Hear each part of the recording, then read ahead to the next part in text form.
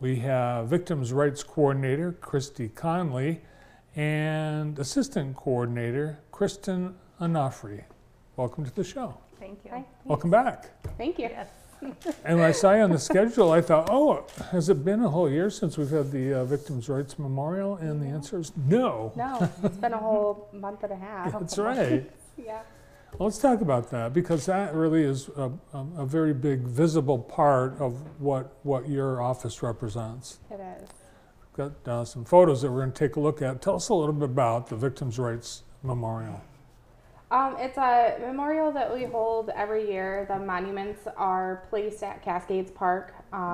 Each monument has plaques placed on them of victims who've lost their lives from a violent crime that's been committed. Larry Mentic, whose son, James Mentic, was killed in a violent robbery. He spearheaded this. This was his dream, and he would be so happy to see that this is being continued and really improved as time goes on.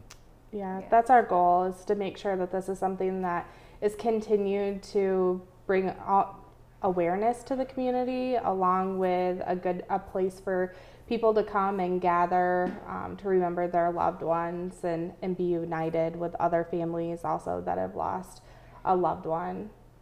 And when we look at that group of people gathered, many of those are moms and dads, brothers and sisters. Yeah. Yes, they are.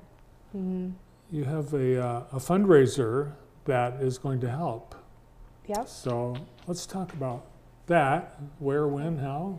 We're doing a pancake breakfast. This is our first one we're doing in efforts to raise money for the monument. Each year we offer for families to put a picture plaque on the monument of a loved one that they've lost that year.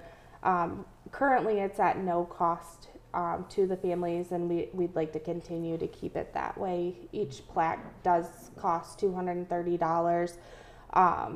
So right now we've been great with being able to provide that, and I want to be able to continue to provide the free plaques for families. I think it's really important that they have a place to go and remember their loved one. How many, because this is an annual dedication, you add names and plaques. How many do you add, or is it different every year? It's different every year. In 2000, well, right after COVID, because we couldn't have the memorial, we added close to 20. I think it was 18 to 20. And then just this past 2 years, I think it's been between 5 and 8. Yeah. And do you ask the families if they want? Yeah. We contact each family. Not every family chooses to participate. And we send an application where they can fill out whether or not they want to. They send it back to us. So we work with Jackson Monument on getting the plaques placed on the monuments every year. It's so important for those families to have that place of honor and remembrance. Yep.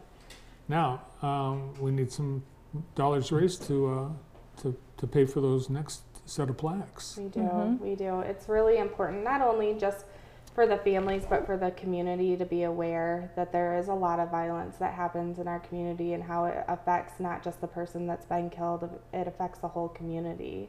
So it's not only just bringing a place for people to come and gather and remember their loved ones, it's a place to reflect on the crime that does happen and bring awareness to crime in our community.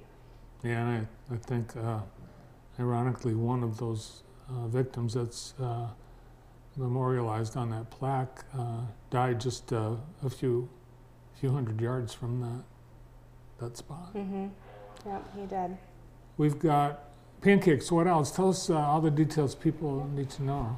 We're having it at Queen's Church. It will be this coming Saturday from 8 to noon. We'll have pancakes, sausage, bacon, eggs. Sweet Seasons is donating cider. We are doing juice and coffee, and it'll be a nice little spread. Awesome. Well, we'll certainly make it. I think the highlight is having apple cider from Sweet Seasons. Yeah. And yeah, Mike Hurst donated money towards the food as well as Plaques and More.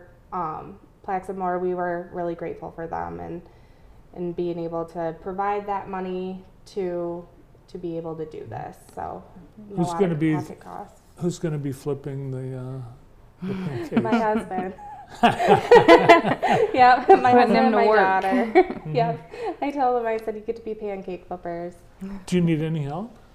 Actually, right now, we're just really hoping that people can come and just enjoy it and socialize. We don't really need many helpers. We have a lot of people from the prosecutor's office that's being great and donating time. My mother-in-law's put in some work towards it too, so she's been really helpful. Well, that's quite an undertaking, and I appreciate you doing that. And I know you've got prices set, but you take contributions above and beyond that as well. Yes, we do. Yep, it's open for anybody in the community. Anybody is welcome. We're also excited to see families that we've advocated for outside of the courtroom setting and just to conversate with them and talk. Nice, and for those perhaps families who've been part of this event, the memorial over the years is more of a chance to visit and socialize at this event. Yes. Yep. I think a lot of people are surprised that we actually have an office dedicated to victims' rights as part of the prosecutor's office. Yeah. What kinds of things do you provide someone that's a victim of a crime? Court accompaniment, that's one of the big things that we do. We inform victims of anything going on in the court process. We set up meetings for them to come in and meet with the prosecutor. We have a nice waiting area for them to come and just sit in our office while waiting for, court proceedings. I think our office does a really good job. We have a girl that specifically works with domestic violence victims.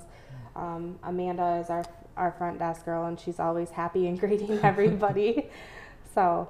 And it's any type of crime. It doesn't have to be a murder. It could be someone could steal something from you and you're still a victim. Yep. Wide range. Yep. The court process is very overwhelming, so it's nice that there is one part of the process that's specifically just for victims. And do you reach out to victims, or do they need to contact you to take advantage of your service? No, we send a letter.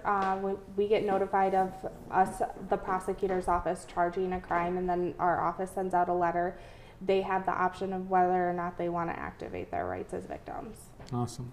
All right, let's once again fill the hall at Queens on this Saturday, 8 till noon at Queens Church in Vincentian Hall from 8 till noon. Pancakes. Who doesn't love pancakes? Yeah. Right. Well, thanks for putting this on. And Thank you. Yeah, thanks for coming in today. Thanks for having us. Yeah, good luck. Thank you. Thanks for all that you guys are doing. Yeah, absolutely. Our team from the Jackson County Victims' Rights Unit, Christy Conley, Victims' Rights Coordinator, and Assistant Coordinator, Kristen Onofre. That's it. We've run out of time. Thanks to Kristen and Christy and all our guests on the show today. Tomorrow on the morning show, guess who? Christy.